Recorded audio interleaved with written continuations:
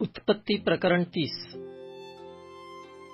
याकोबास आपल्यापासून काही मूलबाळ होत नाही असे पाहून राहेल आपल्या बहिणीचा मत्सर करू लागली आणि ती याकोबास म्हणाली, आपण मला पुत्रवती करा, नाहीतर माझा प्राण चालला. तेव्हा याकोब राहेलीवर रागावून म्हणाला, मी काय देवाच्या ठिकाणी आहे? त्यानेच तुझ्या पोटी फळ निपजू दिले नाही. मग ती म्हणाली, पहा, ही माझी दासी बिल्हा आहे. हिजपाशी जा, म्हणजे ही माझ्या मांडीवर प्रसूत होऊन हिच्यामुळे माझे घर नांदते होईल. तेव्हा तिने आपली दासी बिल्हा त्याला बायको करून दिली आणि याकोब तिजपाशी गेला. बिल्हा याकोबापासून गर्भवती होऊन तिला मुलगा झाला. मग राहेल म्हणाली, देवाने माझा न्याय केला आहे आणि माझे गाऱ्हाणे ऐकून मला मुलगा दिला आहे. म्हणून तिने त्याचे नाव दान ठेविले.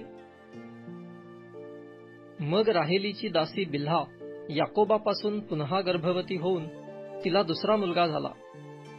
तेव्हा राहेल म्हणाली, मी आपल्या बहिणीशी प्रचंड झुंबी करून यश मिळविले आहे, आणि तिने त्याचे नाव नफ्ताली ठेविले.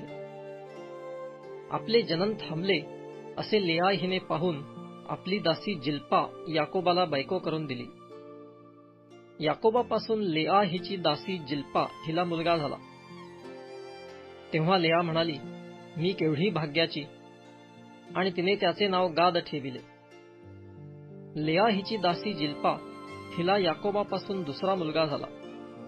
तेव्हा लेआ म्हणाली, मी मोठी धन्य आहे, इतर स्त्रिया मला धन्य म्हणतील. म्हणून तिने त्याचे नाव आशेर ठेविले. गव्हाच्या हंगामात रौबेन शेतात गेला असता त्यास पुत्रदात्रीची फळे मिळाली. ती त्याने आपली आई लेआ हिला नेऊन दिली. तेव्हा राहेल लेआ हिला म्हणाली, पुत्रदात्रीची फळे तुझ्या मुलाने आणली आहेत, त्यातली काही मला दे. तेव्हा ती तिला म्हणाली, माझा नवरा तू घेतला हे काय थोडे झाले, म्हणून तू माझ्या मुलाने आणलेली फळेही घेऊ पाहतेस? राहेल म्हणाली, तुझ्या मुलाने आणलेल्या पुत्रदात्रीच्या फळांचा मोबदला नवरा आज रात्री तुझपाशी निजेल. संध्याकाळी याकोब शेतातून घरी आला. तेव्हा लेआ त्यास सामोरी जाऊन म्हणाली, आपण मजपाशी या. माझ्या मुलाने आणलेली पुत्रदात्रीची फळे देऊन मी आपणाला खरोखर भाड्याने घेतले आहे. तेव्हा त्या रात्री तो तिजपाशी निजला. देवाने लेआ हिचे गाऱ्हाणे ऐकले आणि ती गर्भवती होऊन याकोबापासून तिला 5वा मुलगा झाला. तेव्हा लेआ म्हणाली, मी आपली दासी माझ्या नवऱ्यास दिली, म्हणून देवाने मला हे वेतन दिले आहे.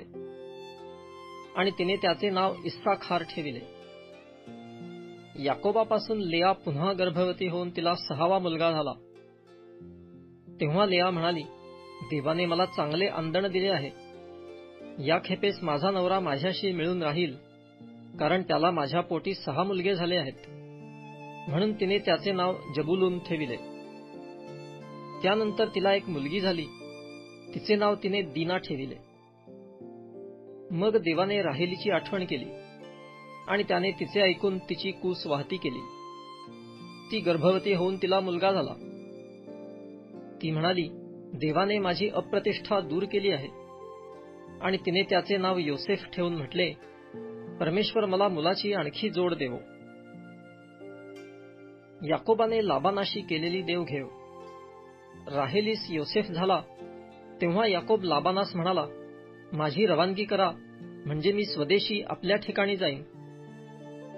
मी ज्यांच्यासाठी आपली चाकरी केली त्या माझ्या बायका व मुले मला द्या, म्हणजे मी जातो. मी आपली चाकरी कशी काय केली ती आपणाला ठाऊक आहेच.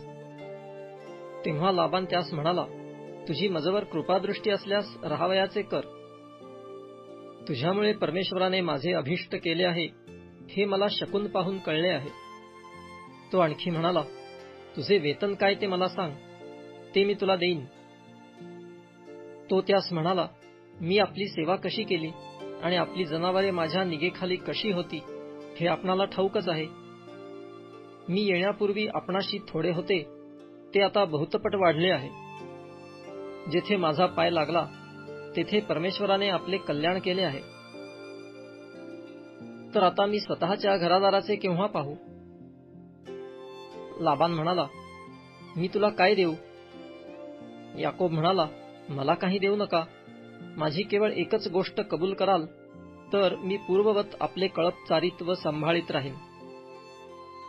आज मी आपल्या कळपात फिरून त्यातील मेंढरांपैकी ठिपकेदार, कबऱ्या आणि काळ्या रंगाची मेंढरे तसेच शेरडांपैकी ठिपकेदार व कबऱ्या रंगांची शेरडे वेगळी काढीन. हेच माझे वेतन. उद्या आपण माझ्या वेतनाचा हिशोब पाहण्यास आला तर माझ्या प्रामाणिकपणाची आपणालाही साक्ष पटेल.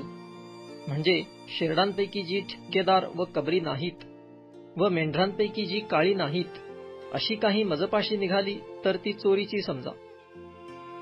तेव्हा लाबान म्हणाला, ठीक, तुझ्या म्हणण्याप्रमाणेच होऊ दे. तेव्हा त्याच दिवशी बांडे व ठिपकेदार एडके, थोडा बहुत पांढरा रंग असलेल्या सर्व ठिपकेदार व कबऱ्या शेळ्या आणि मेंढरांपैकी सगळी काळी मेंढरे ही वेगळी करून लाबानाने आपल्या मुलांच्या हवाली केली. त्याने आपणामध्ये व याकोबामध्ये 3 मजलांचे अंतर ठेविले आणि याकोब लाबानाचे बाकी उरलेले कळप चारीत राहिला. मग याकोबाने लिबने, बदाम आणि अर्मोन ह्या झाडांच्या हिरव्या व कोवळ्या छड्या काढिल्या व त्या सोलून पांढऱ्या पट्ट्या काढिल्या आणि त्यांच्या अंतरसालीचे पांढरे अंग उघडे केले. त्या सोललेल्या छड्या त्याने त्या शेळ्या मेंढ्यांसमोर त्यांच्या पाणी पिण्याच्या पन्हाळात व कुंड्यात ठेविल्या. त्या पाणी पिण्यास येत तेव्हा फळत. त्या छड्यांसमोर शेळ्या मेंढ्या फळत आणि त्यास बांडी, ठिपकेदार व कबरी अशी पोरे होत. मग याकोबाने कोकरे वेगळी केली आणि लाबानाच्या कळपात असलेल्या बांड्या व काळ्या मेंढ्यांकडे कळपांची तोंडे केली. त्याने आपले कळप वेगळे केले, लाबानाच्या कळपात ठेविले नाहीत. धष्टपुष्ट मेंढ्या फळत तेव्हा त्यांच्या दृष्टीसमोर डोण्यात तो त्या छड्या ठेवी, यासाठी की त्यांनी त्या छड्यांच्या दरम्यान फळावे. मेंढ्या निर्बळ असल्या म्हणजे त्या छड्या त्यांच्यापुढे तो ठेवीत नसे. या प्रकारे दुबळ्या त्या लाबानाच्या व धष्टपुष्ट त्या याकोबाच्या झाल्या. अशा रीतीने तो मनुष्य फार संपन्न झाला आणि पुष्कळ शेरडे, मेंढरे, दास, दासी, उंट व गाढवे त्याने संपादन केले.